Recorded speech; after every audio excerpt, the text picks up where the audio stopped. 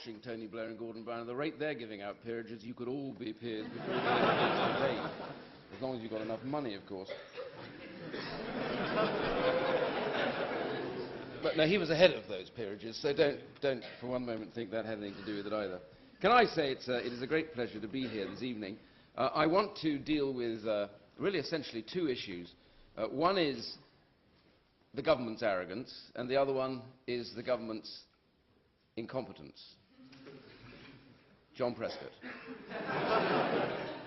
I've dealt with the incompetence bit. I think I'll move on now.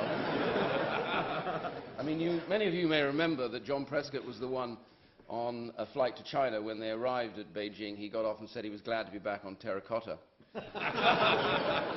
It's also true, and he's also the one, by the way, and Parliament stood up because I was there, and he got very angry with the Conservatives, as is wont to do. He's angry with pretty much everybody, really, although I think his wife is angry with him these days, but that's by the by. And he accused us of not telling the truth, and he said, because it was about a debate about building too many houses in the Green Belt, and he's the one that said, the Green Belt is a Labour success story, and he intends to build on it. And that's absolutely... So, incompetence. You know, it's funny, really, except when it hurts. The incompetence of this government, I have to say, has been remarkable. I don't think that I've seen a government that's shown so much ministerial incompetence than any other since pretty much Harold Wilson's days. Now, I'm old enough to remember that, none of you are.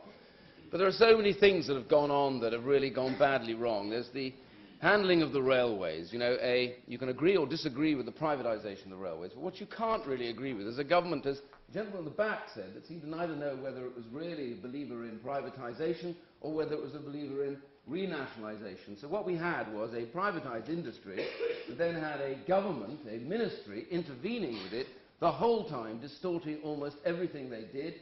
But when they thought they got something wrong, they intervened.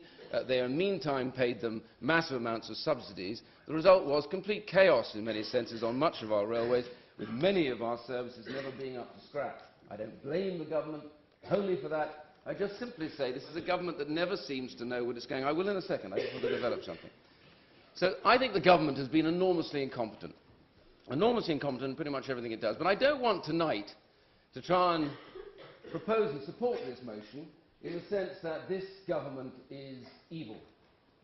I don't want to say to you that it's filled with people who have ill intent, who have set out to do damage and don't care about the damage that they do. I don't want to say any of that, because I don't believe it. I believe, for the most part, the Labour government is filled with people who generally and genuinely want to actually try and improve the quality of life for people in this country. I just think, on balance, they've got it wrong. And the reason for that is very simply this, that in the course of what they've done, they've applied too much ideology and not enough common sense. When I said earlier on I wanted to talk about the government's arrogance, I really mean it in this regard. If there is one reason why everyone in this room tonight should vote with us, with the motion, it is the whole ludicrous row about tuition fees. I opposed them when I was Leader of the Opposition, and I'm proud to have done. I think it was a disaster the way they were brought in, and every one of you is going to suffer directly as a result of what this government did, paid for by you in the next 10 to 15 years.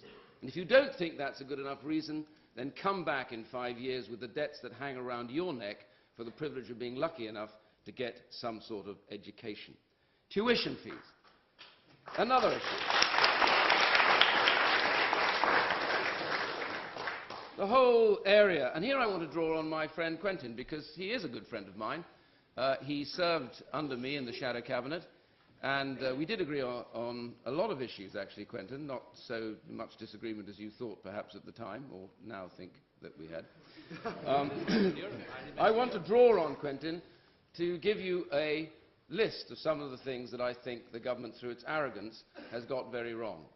In its determination to somehow inflate its own success in the economy, what we have seen in this country is a level of borrowing, personal borrowing, which is beyond anything that it is possible to imagine. Over 1.3 trillion pounds owed in personal debt. 1.3 trillion pounds, the highest ratio of debt per capita of the population of any other country in Western Europe.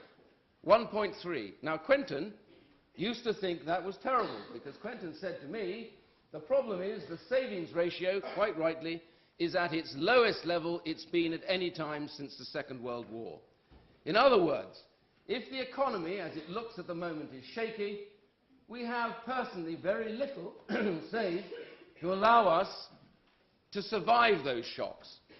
And it may not matter too much to you. You may think, yes, I'm in debt, but I'm going to be earning something later on.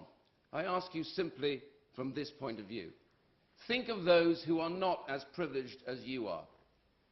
If I say to you that debt matters, and I say that if you had a credit card you were going to pay maybe 15% on your debt, and if I said to you that's going to hurt, but you may pay 25% on your debt, and you'd think that's ludicrous, or 30%, or 40% on your debt, now it really hurts, or 60%, let's try 90%, or 100%, or 180%, as people in the worst areas of Britain pay to have the privilege to borrow money to buy school shoes for their kids, uniforms to get to school from doorstep lenders.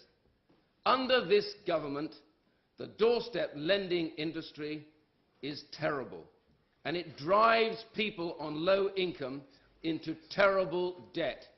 And I don't think that's something any government should be proud of.